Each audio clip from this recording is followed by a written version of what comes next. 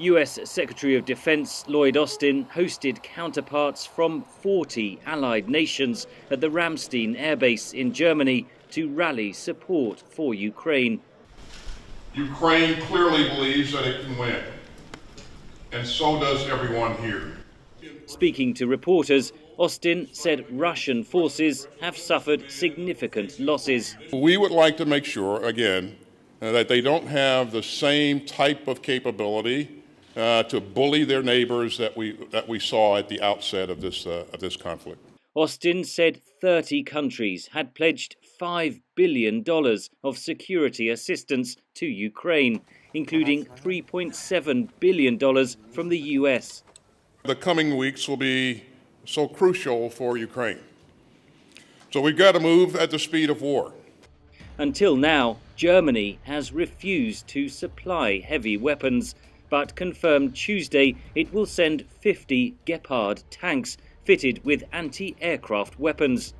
That is exactly what Ukraine needs now to secure the airspace from the ground.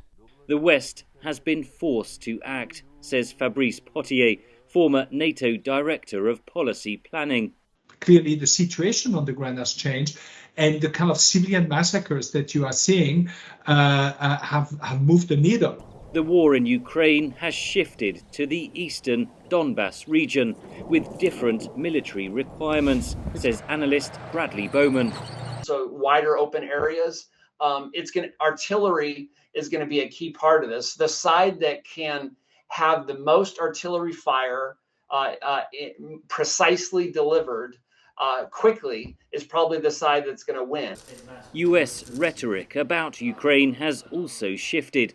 Secretary Austin repeatedly spoke of a Ukrainian victory. And if you combine Ukrainian bravery and skill and a willingness to defend their homes against this unprovoked invasion with Western support, which frankly we're going to have to be able to provide for the long haul, then I think over the long run, this will be a grand strategic disaster for Putin. But in the short term, let's be clear, the picture is mixed. But there are differences in the NATO family, says Pothier.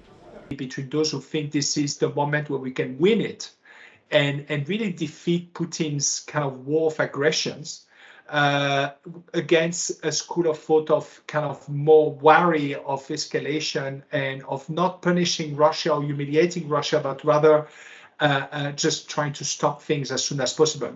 Russia warned Monday the Western supply of weapons to Ukraine risks World War III. Secretary Austin called the remarks dangerous and unhelpful. Britain dismissed Moscow's comments as bravado and said it did not see an immediate risk of escalation. Henry Ridgwell for VOA News, London.